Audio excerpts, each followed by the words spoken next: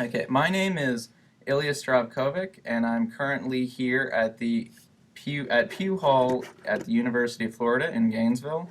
It is March 8th, 2013, and I'm here with the Reverend David Pittman, who is the former rector of Holy Trinity Episcopal Church. Could you say your name, please? My name is David Pittman. And according to the information that I was given, you were the rector at Holy Trinity Episcopal Church from 1986 to 2001, correct? That is correct. And could you tell me a little bit about about growing up and where you grew up?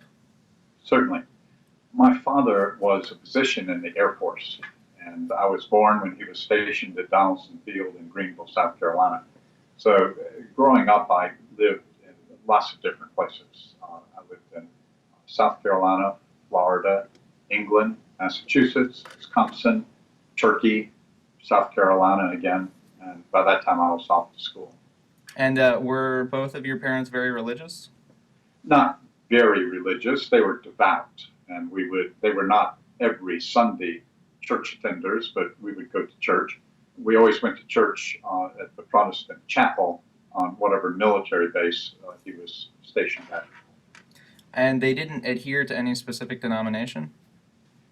No, it was always a Protestant service. The military chaplains have a general outline that they follow, but depending upon the denomination of the chaplain, Roman Catholic, Baptist, Episcopalian, the service might vary a little bit from time to time.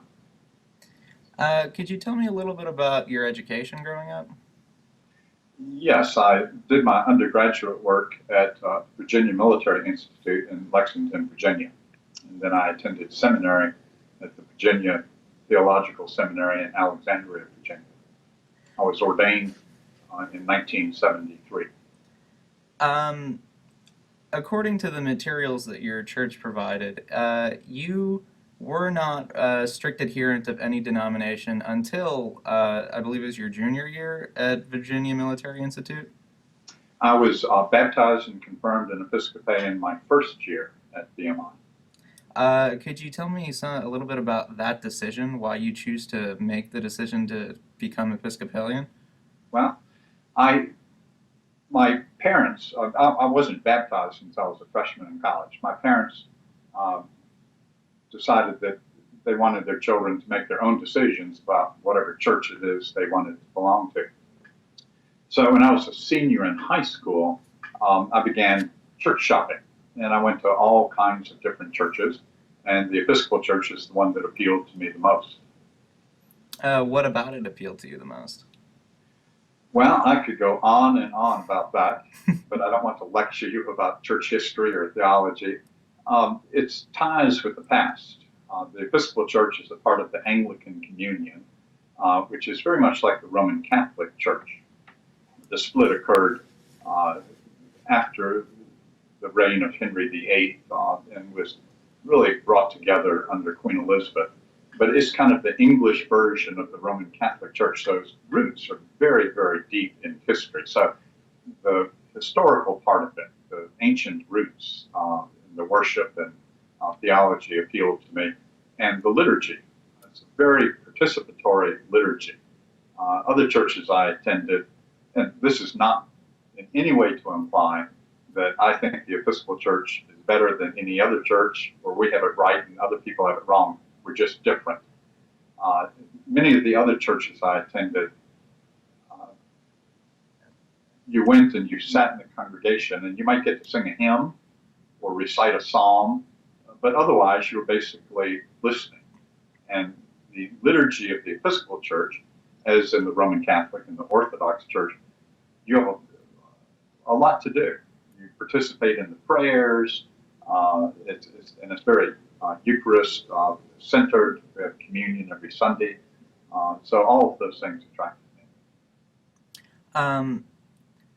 Was it also around that time that you knew that you wanted to be a very heavy participating member of the church, that you wanted to become a reverend? It was not until my senior year at VMI that I decided to seek ordination. I was in Air Force ROTC. I was under contract with the Air Force and scheduled to head off to pilot school. When I began thinking about going to seminary and being ordained, I decided to withdraw from the pilot training. It costs the service, it costs the Air Force a lot of money to train a pilot. It costs more to train a pilot, the year-long process to train a pilot, than it does to send someone to the Air Force Academy for 4 years, for example. It's very, very expensive. One of the difficulties that the Air Force has is attrition of pilots. Someone would learn to fly in the Air Force, would serve out their required time of 5 or 6 years, and then they'd leave the service and go fly for Pan Am or TWA or one of the airlines. And so when I decided that that's not really what I wanted to do for a living, I withdrew from the process. Okay. And then I was given the choice of going to seminary, and I decided to do that rather than to put it off. Okay. And that was, did it just seem like a natural continuation of what you were studying at school, or was there some moment when you really decided that this is what you really wanted to do? No real moment. It was just kind of a growing, no dramatic moment. It was just kind of a growing feeling that this is something I ought to pursue. Okay. And when were you ordained? In 1973.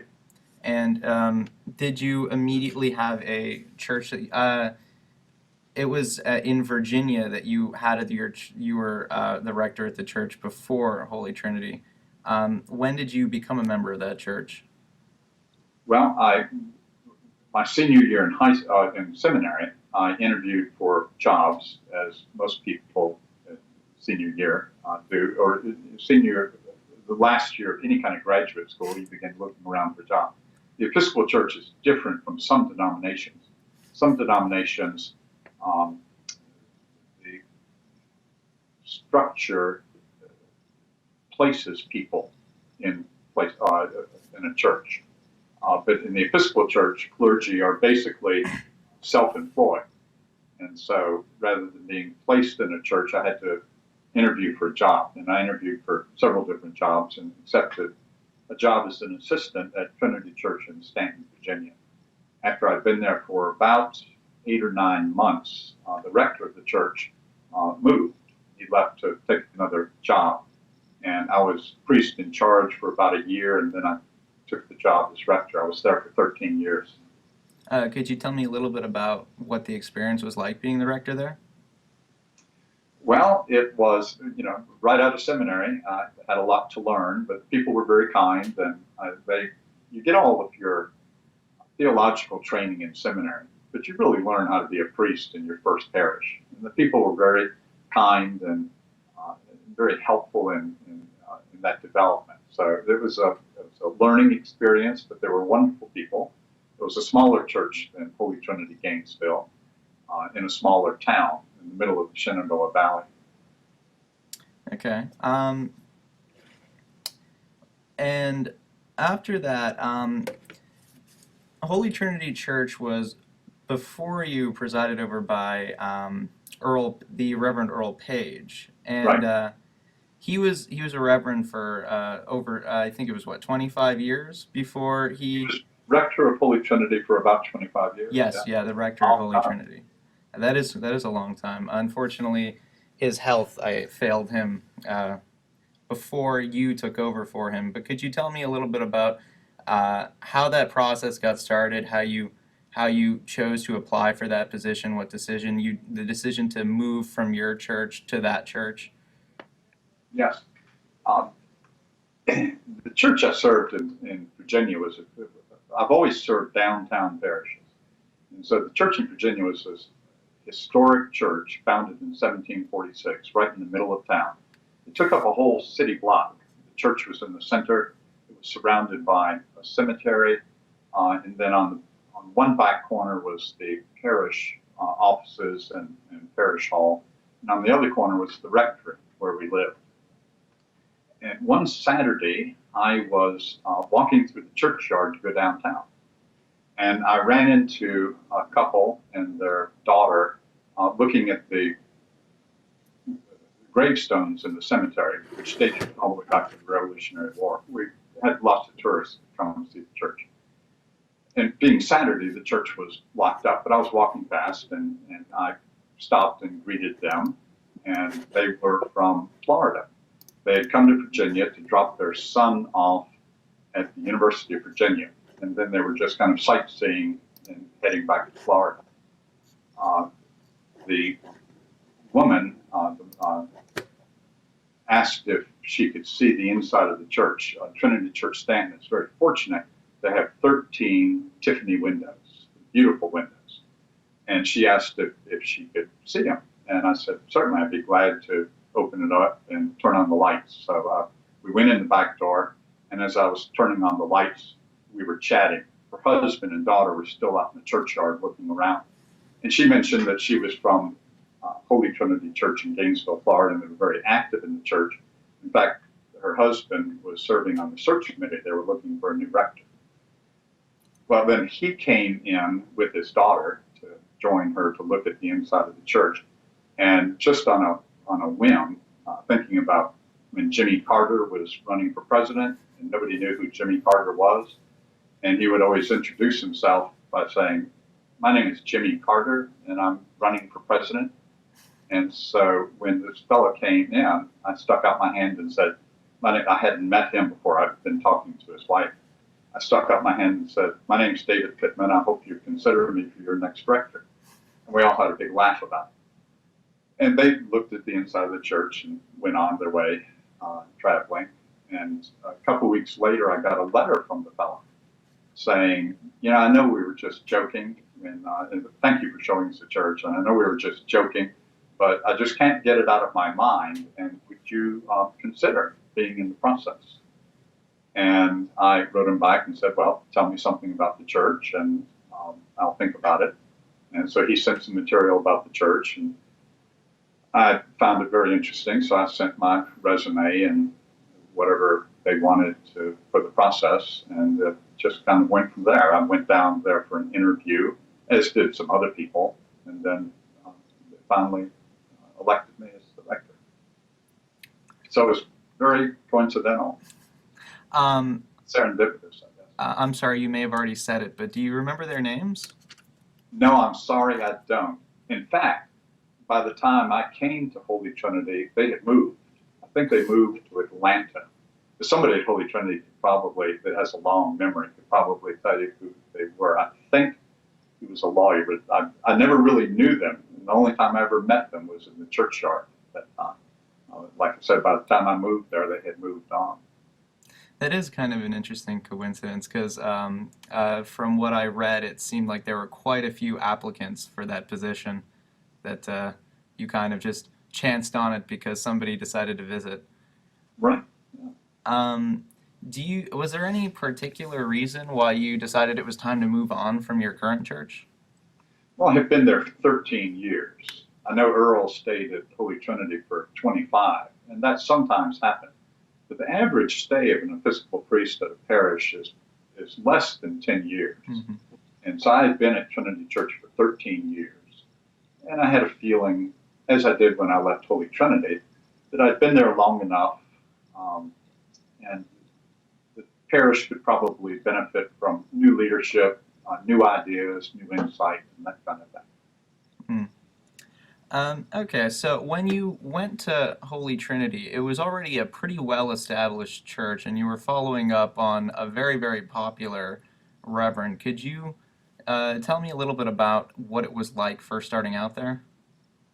Well, it's wonderful. The people there, as you probably know from interacting with them, are just wonderful people, very accepting, welcoming, very friendly. So they made us feel at home right away. Earl was still living at that time and came to church. We would go out for lunch. We enjoyed each other's company very much. So sometimes following a long-time pastor can be difficult. But I'm not easily threatened. I feel pretty confident in myself, and Earl wasn't a threat to me, so we got along great. Unfortunately, he died shortly after I moved there. That's unfortunate. I think I arrived in August, and I believe he died in January of the next year. Well, I mean, some of the parishioners are the ones who selected you, so I guess they were thinking to themselves, we're going to pick whoever we would want to be the next reverend.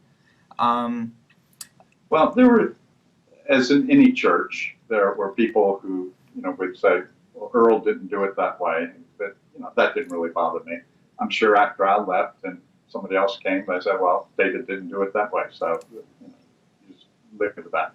And that's true not just in the church, but any profession. Could you tell me a little bit about the difference between a downtown church, as Holy Trinity is repeatedly described, and I guess a regular church? Right. By regular, I guess you mean a suburban church. Suburban, yes. Right. Again, it's not to say that downtown parishes are better than suburban parishes. They're just different. Downtown churches tend to have several things in common. They tend to be very diverse because they draw from not only all parts of town, but all walks of life. Suburban churches usually draw their members from the surrounding neighborhoods, and similar people live in those neighborhoods. But a downtown church will draw people from the inner city, from the urban context, from the suburbs, and so on. So we had people come from all over Gainesville and from the surrounding towns of Alachua and places, Melrose and places like that. So it's a very diverse group.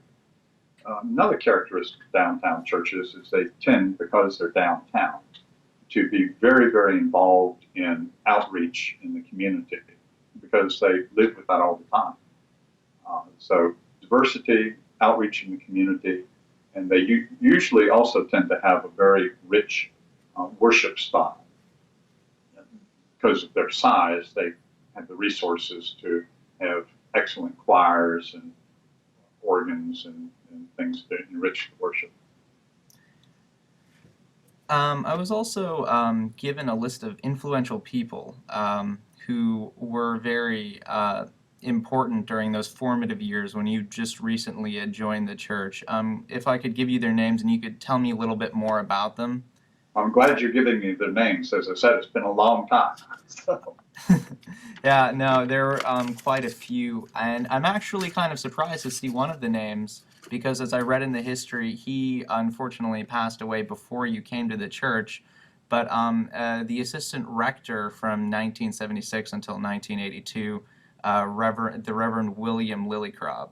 Yeah, Bill Lillycrop, right. I never knew Bill, but obviously heard a lot about him.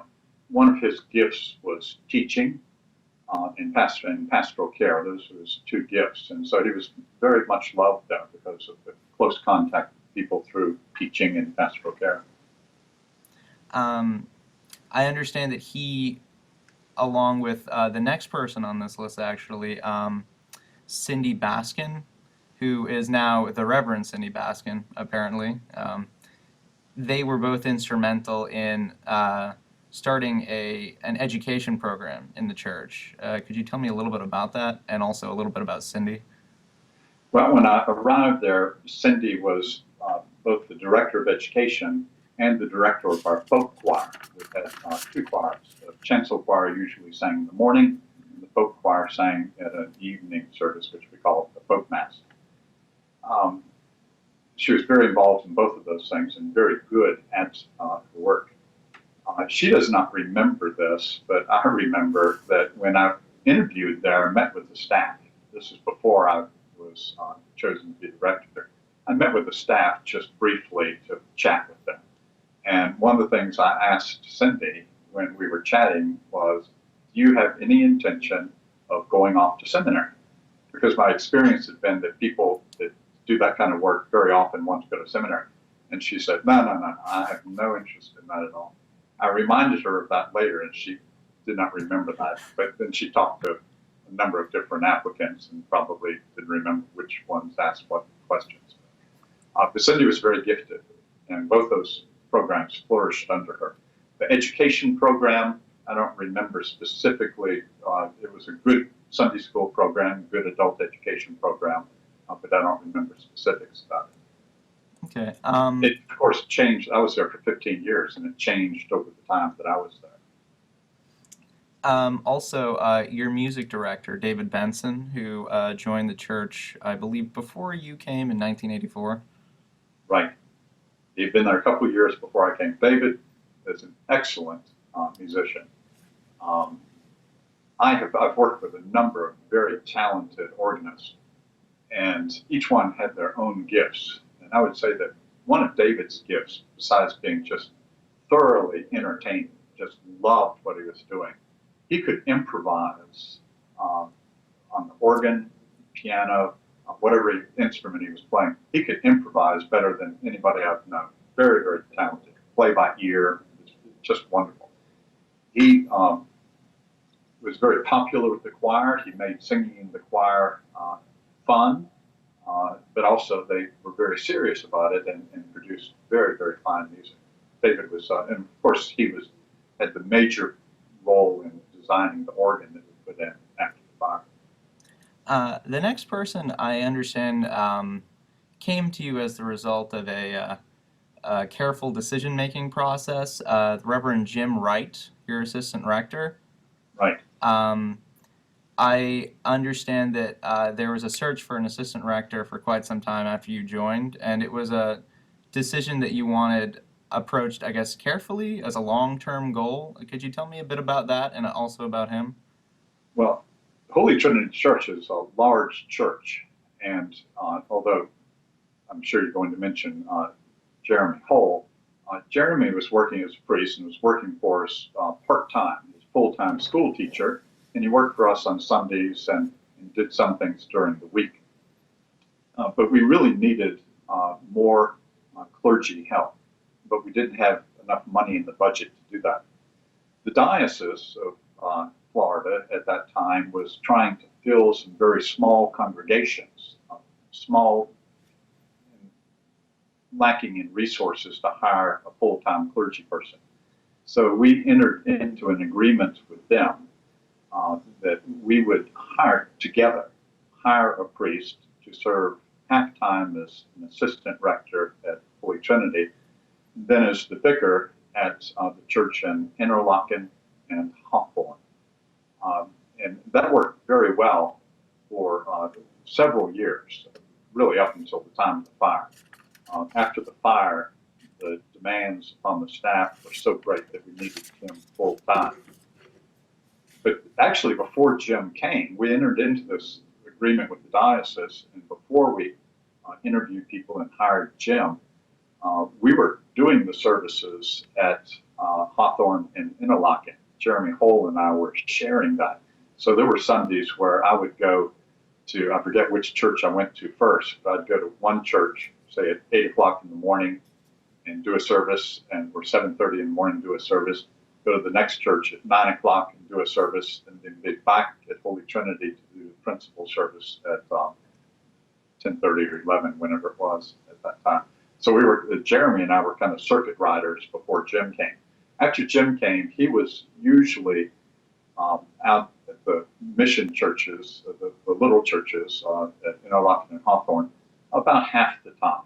And then he would come in, one of us would go out there and do their services so that he could be at Holy Trinity. And you were right, actually. The next person on the list is the Reverend Jeremy Hull. You covered a little bit about the fact that he was an assistant priest, and I think still is, actually. Could you tell me a little bit more about him?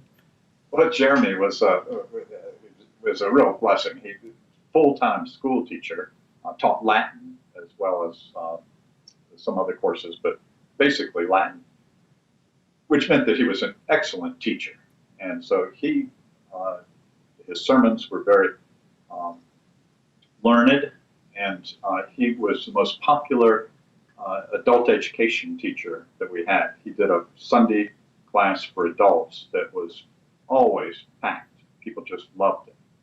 He was a great teacher, and he was a good pastor, and was often called upon to do weddings or funerals, those pastoral occasions, because he was close to family. But he was great. He served longer than, I don't know how long, he may have served longer than Earl Page. I mean, it's part-time, but he's been there a long time. Yeah, the number that is provided here says he's been here been at Holy Trinity for 28 years, Yeah. which 3 years longer, which is a very long time. Well, and to give him credit, one of the things that makes him kind of an exceptional person is that he's worked for a number of different rectors, Earl Page and me and those who have followed me, and he's gotten along great with all of them. And that's not a very common thing. I understand in those early years in the late 80s when you first were at the church, I was given the impression that the church was beginning to grow fairly impressively. Could you talk a little bit about that? Yes, we did experience a lot of growth, and I don't think I could put my finger on one specific reason for that. It was a combination of things. Gainesville, of course, was growing, and the staff that we had, Cindy and David and the other clergy, as well as all the members of the congregation involved in all of the committees and boards and all of that, just made it a very energetic place. So it attracted people. So as Gainesville grew, the church grew along with it. Did you get a lot of students as well? We had a lot of students, especially graduate students, and some came to the Sunday morning services, but most of the students came to our Sunday evening service. When you think about the schedules that students keep, Sunday morning's not a great time to go to church, especially if you had a late Saturday night. So Sunday evening came at that time when they were finished having fun on the weekend, but they weren't really ready to start studying yet. So it was kind of a downtime, and we had a lot of people, a lot of graduate students. They would get married, they'd have their first baby. They said, well, we ought to go to church, and so it was a good time for them. We did a number of weddings for graduate students there. I understand that the church was, towards the end of the 80s, kind of in need of renovation. Oh, yes, it was an aging building. The church, when I arrived there, the church was built around the 1900, 1906, something like that. So it was showing its age, needed some repair. And, yeah, it was, and it was really too small for our needs. Mm-hmm. Yeah, overcrowding was an issue. Yes. Okie dokie. And oddly enough, let me just throw in this little anecdote. I think more in anecdotes than I do in kind of linear history. When I took the job in Charlotte, before I left, I received a note. I received a number of very kind notes from people in Charlotte welcoming me and saying they were looking forward to seeing me. And I had a note from a fellow named Jimmy Craighill. And Jimmy wrote me a note, said, looking forward to having you at St. Peter's in Charlotte. And we have something in common. Said, my father was an Episcopal priest. Now, Jimmy was an elderly man at this time. So my father was an Episcopal priest. And he was the rector of Holy Trinity Church when they built the church in 1906. And Jimmy never lived in Gainesville. He was born after his father moved to another church up in North Carolina. But, so we had that kind of bond when I got to Charlotte with Jimmy. In fact, if you look at the history of St. Peter's Church, written by George, I think his last name right now, there's a picture of the rector, the Reverend Craighill, in there. Yeah, there's a very comprehensive history that they sent us. It was very interesting to read. It's a really, really old church, which I guess goes back to what you were saying. The Episcopal Church does have a very, very historical basis. So things were, I guess, very, very positive in those formative years when you first joined Oh the yeah, church. yes, very. And then I guess in 1991 is when one of the largest tragedies during your time there struck. The church burnt down in January. Could you tell me a little bit about that day, what you remember? Oh yeah, January 21st, 1991. It was Martin Luther King Day, and it was that they were having the Martin Luther King Day celebration right down there across from City Hall, just down the block from Holy Trinity. And we had always left the church open during the day for people to come in to pray. That's another thing about downtown churches is availability to people that work downtown. And apparently, this mentally ill person went into the church up by the organ, crumpled up some papers that were left on the organ bench, I guess music and something like that, and struck a match to them and stuck them under the organ, and that set the church on fire. We did have a fire alarm system. It did work. The fire station is not that far from the church, 4 or 5 blocks. Fire engines got there right away, but it was a total loss. The church building itself. I was in my office at the time, and a policewoman came into my office and said, "I'm sorry, you're going to have to leave. The church is on fire." At that time, we were running a preschool at the church, and of course, we got all the children out. Nobody was ever in any danger. The fire was limited to the church, and there wasn't anybody in the church. We all went outside and stood there and watched the church burn down. And I have to admit, after 20-some years of perspective, I can say it was a spectacular fire.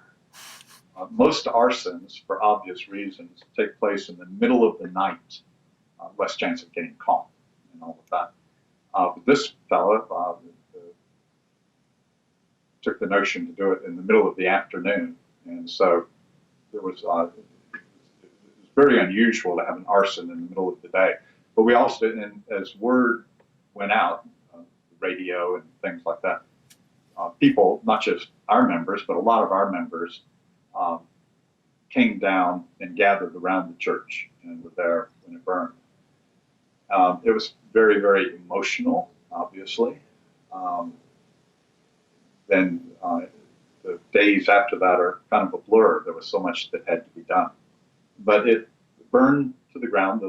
Some of the side walls were still standing. The wall fronting on First Street was still standing. It fell down a couple days later. The wind blew it down. It was unstable.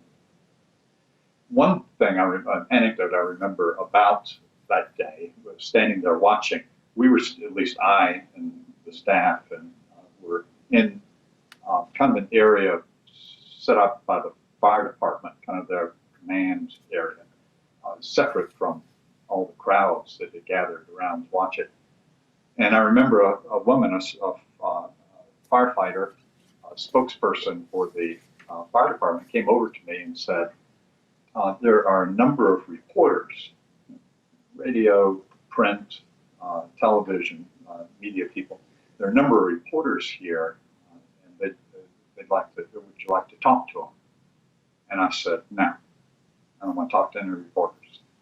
It was obviously, very emotional time. And I looked over there and I saw this one reporter. I think she was. Sorry about that. No, that's okay. I should have told you to turn that off before the interview. That's my fault. I had it on in case you had trouble connecting. Yeah, no. Back to it. So we were, this firefighter, a spokesperson from the fire department, came over and asked if I'd speak to these reporters. And I said, no, I don't want to talk to anybody right now. And I looked over and there was this one reporter, a woman, and she was leaning against a telephone pole or a lamp post or something like that, just watching the fire. And I called the fire department spokesperson over and said, "I'll talk to that reporter." And she said, "Well, you really can't talk to one unless you talk to all of them." And I said, "No. I need to talk to that lady because she's supposed to get married in this church on Saturday." For the life of me, I can't remember what her name was, but she did get married on Saturday. Immediately after the fire, we had to secure the site because it was dangerous. And we had to post, until we could secure the site with a chain link fence around it, we had to pay to post a security guard there to keep people out. And so we gave the security guard these maps of how to get, I can't remember what church we had the wedding in, whether it was a Methodist church or one of the other. All the churches were wonderful about letting us have weddings and funerals and things like that in the church building. But the security guard, people would drive up for this wedding on Saturday, and they'd just see this burned church, and their jaw would drop, and the security guard said, "The wedding's been moved. Here's a little map showing you how to get there." And so we started the wedding a little bit late to accommodate all those people that had to find out where it was. But that was an unusual circumstance of the day. Recently, just very soon after the church burned down, you guys had a pretty spectacular sermon there. We had a service, not that night. There was just too much to do that day. Just, as I said, securing the site and just making phone calls and things like that. But the very next day, we had a service up the street at First United Methodist Church. And it was obviously very well attended. We received help from all kinds of people. And one of the first persons that came and offered help was the pastor of the Methodist Church. The fellow's name was Walter Rutland. And Walter came down and said, "It's terrible. I'm sorry, anything we can do to help." So we were in touch that day and said, "We can't do anything tonight, but we'd like to have a service tomorrow. And we're going to get the word out about this service, and can we hold it at your church?" And he said, "Of course." And they made the arrangements. And we went down there on the next day, on Tuesday, the 22nd. We went down to the church to make the final arrangements. And you have to pardon me if I get emotional. During the fire and all of that, I really, it's shock and sadness and all of that, but I really didn't get emotional. The first time that I got emotional is when we went down to the Methodist Church and had this marquee out front, and it said, it said, "Welcome, Holy Trinity Church." And you can tell it's still an emotional thing. Mm-hmm. I just went to church and just sat and cried with Walter. And then we got our act together and we put the service together, and there was a glorious service that day. We had several very interesting services.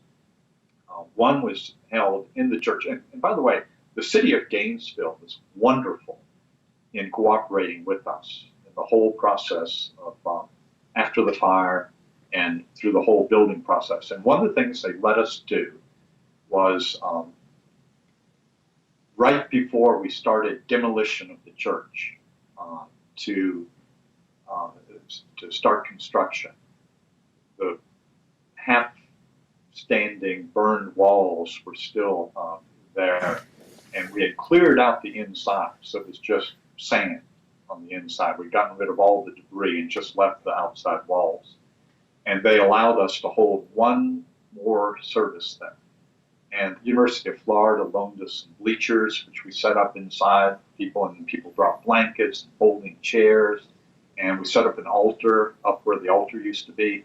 And we had this last service in the ruins. There's probably a picture of that in the book that George wrote about the history. Yeah. That was a glorious service. I remember reading, that last service drew a crowd significantly greater than the capacity. Something in the neighborhood of 700 odd people. Oh yeah, attended. there were people outside the church, and got started a little bit late because just as we were about to start, there was this terrible noise. And there was somebody on top of City Hall right across the street with some kind of machine. I don't know, I think he was blowing leaves or debris or something. He was cleaning, doing some kind of work on the roof of the City Hall across the street. And it took us a little while to finally get somebody to contact him and tell him to turn off whatever it was he was using. What did you guys do in the meantime before the new church was built? Well, the first 2 Sundays, we held services. The Methodist Church agreed right away to allow us to use their church. But they had to make arrangements. They had to, take it to the proper committees and boards. They had to rearrange their own worship schedule to fit us in. And so the first 2 Sundays, we held services just up the street at the Williams Thomas Funeral Home. Very small chapel, very crowded, but the Williams brothers were wonderful in letting us do that. They were very supportive. And then the 3rd Sunday, we began worshiping at First Methodist Church. They moved their early service a little bit earlier and their later service a little bit later to fit us in between. And so for 3 or 4 years, we worshiped there in the morning in between their 2 services. And we'd be standing there waiting to go in as their early service people came out. And their late service people were always standing there waiting to get in when we came out. It was a very tight schedule. They were very kind about letting us use that. They also let us use First Methodist Church for our evening service. The folk mass, and we continued to have that in the evening. That wasn't as much of a problem because they didn't have an evening service. The 2 congregations became very close during this time, of course, and we irritated at one another. As families live close together, especially if you're kind of distant kin and not close family, there were some irritations, but we always worked through them, and they were just wonderful. You may have remembered from your reading that the arsonist who burned down our church was a serial arsonist. Mm-hmm. And then there was a series of fires that fall in Gainesville, several other fires. Apparently he was a homeless person. He came to Florida during the cold month, and so he was gone during the summer, and there were some fires, I think, up in Tennessee that he had set. But there was this rash of fires over a couple of weeks in Gainesville. And members of our church volunteered to go and stay at First Methodist during the night. As I said, most arsons are during the night. Ours was unusual. It's during the day. And so our people would go down there and stay at First Methodist Church to guard it during that time. And this was before the fire? No, this was Directly after? January. And this was a rash of fires that fall. The same I see. came by consecutively. I think 3 or 4 different fires. Oh yeah, and this was at the new location that you guys were at. You were trying to keep this from happening again. We went down and took our turn standing guard over First Methodist Church to keep it from being affected. I understand that when But we had our principal service and our evening service at First United Methodist Church. Our early morning service was held at the Episcopal Chapel of the Incarnation, right across the street from the university. Okay. How did you maintain the cohesion of your church? Because, I mean, it was very well established before the fire, but immediately following that, the central building has been destroyed. It's generally very difficult to maintain the structure of the church, keep people from leaving, keep people from moving to new churches, etc. There were, of course, some people, fortunately very, very few, who stopped coming to church because the church building was what it was about for them. Most of our people were very, very faithful in coming. And I remember when we had the service in the ruins of the church, there were a lot of media people there covering it because it was an unusual event. And one of our people was leaving the service, and they were stopped by a television person to interview as they were leaving. And the reporter asked them about what it meant to lose the church. And I can't remember who this parishioner was. It's probably recorded somewhere. Maybe it's in Georgia's history. Looked at the reporter, kind of surprised, and said, pointed to the ruins behind her and said, well, this isn't the church. And then pointed to all the people coming out and said, this is the church. The people are the church. And so that was our theme during that time. From the very beginning, we emphasized the church was not a building, the church was people. And it really brought us closer together. And oddly enough, people still found us, even though we were worshiping in different places. People still found us, and the church continued to grow during those 4 years. That's impressive. So the new church was planned to be built pretty soon after the fire. Could you tell me about that process? Well, it took a while you're working with insurance companies and all the different people involved, the city and all of that. So we first had a planning committee, not a building committee, but a planning committee, because there were some issues we had to address before we actually got to planning a rebuild. Raising money was, we had to plan and execute a capital campaign. So there was a lot involved. So we didn't start planning the building right away. One of the things we looked at, although I don't think there was any serious interest in relocating the church, it was something we had to look at. Mm-hmm. If you're ever going to relocate the parish, this would be a time to do it when you don't have a church building. And so we did some study on that, and we found out that if you put a church right in the center of our membership, of where they live, it would be up in the northwest part of town. There's already an Episcopal Church there, St. Michael's Church. That's about the center location of our population. So there was already an Episcopal Church there. Our people didn't go to that church, even though it was centrally located for them. They came downtown. So it seemed clear to us that being a downtown parish was our mission, and that's where we were to stay. So that's an example of one of the things we had to consider before we got to planning a building.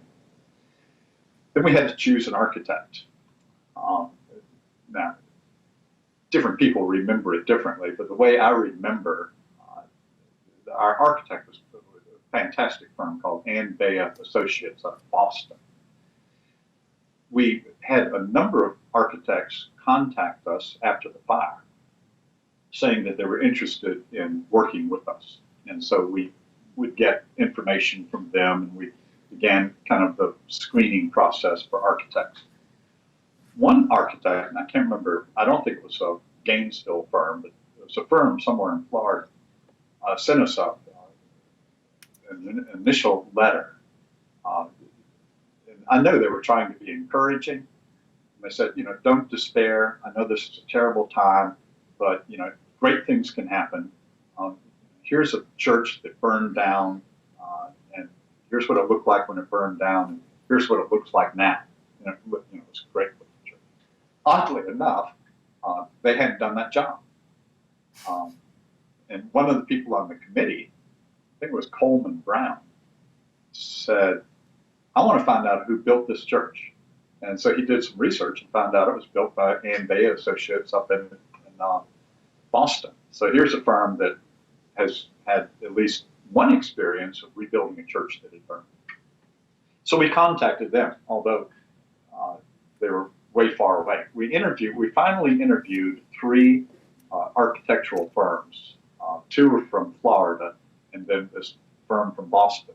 And the evening we interviewed them, I don't remember the names of the firms, but I remember one firm had this really kind of snazzy computer program, and they had done some initial kind of designs, And this computer program was really neat. You could kind of walk through this kind of virtual church and look at what they were proposing they might do.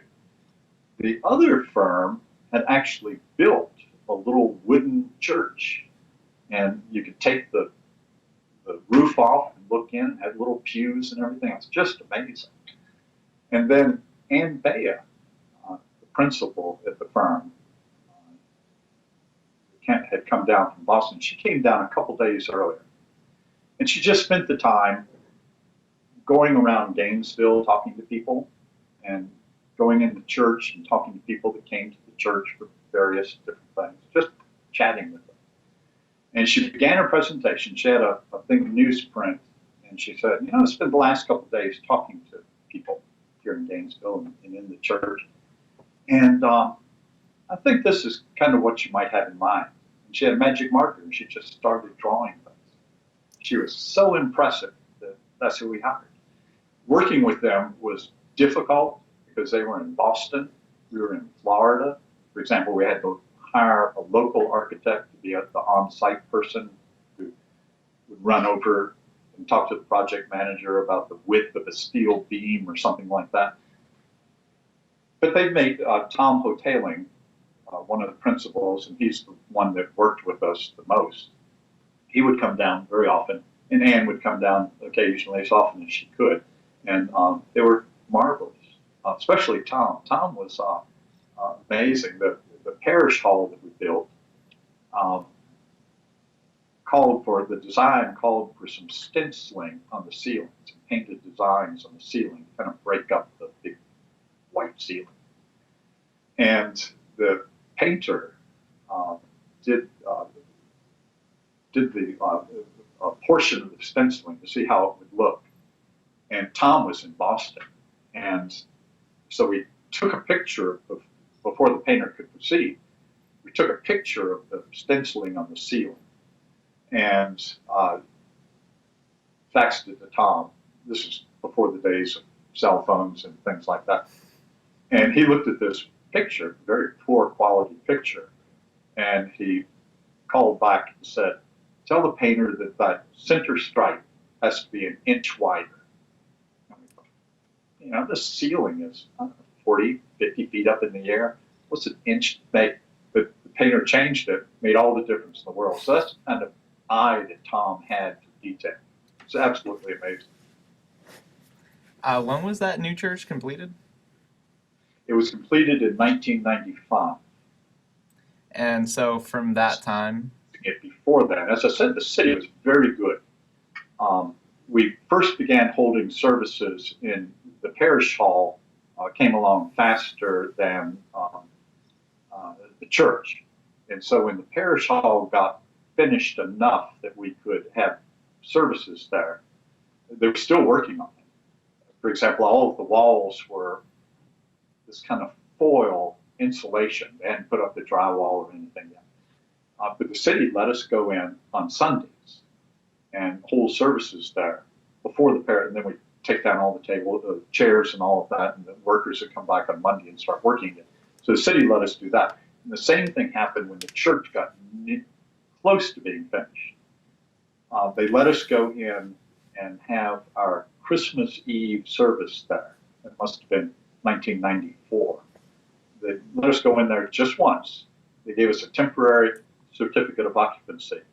Let us go in there just for that one service at midnight on Christmas Eve.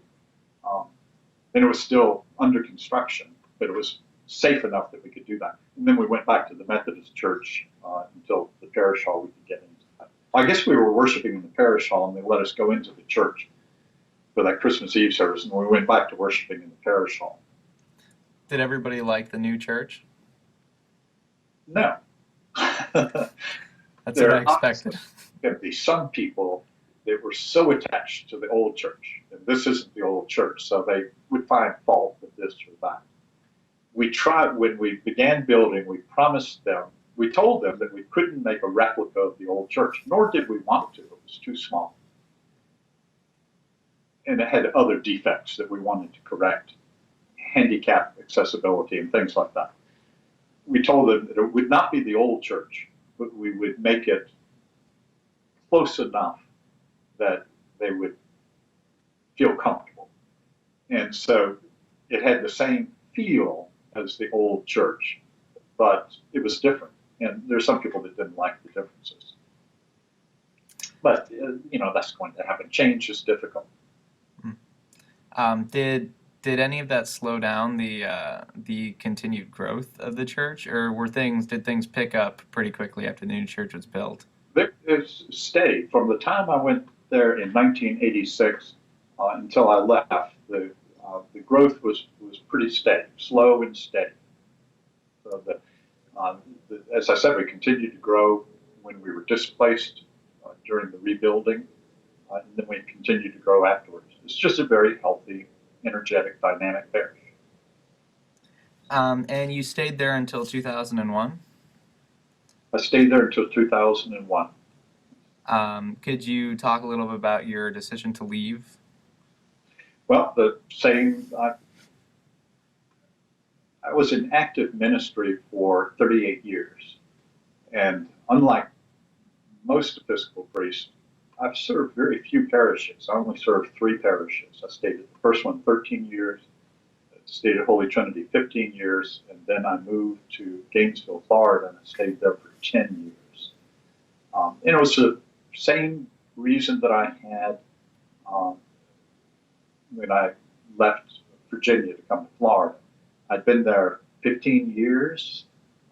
I really felt like the church would continue to grow and evolve under new leadership, somebody with different gifts, new ideas, new energy, and all of that.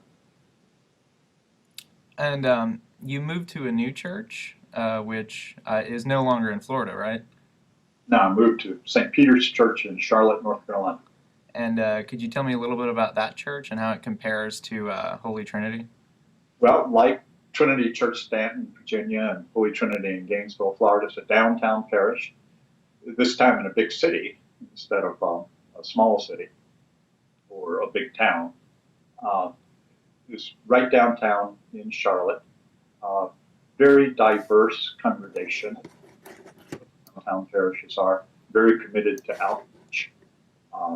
For example, Charlotte had done an excellent job in revitalizing their downtown, so we had a lot of people that actually lived downtown and walked to church, so we were a neighborhood church again. We had gotten past that flight to the suburb, urban decay type of a thing. They really brought downtown Charlotte back, so we had a lot of people living downtown.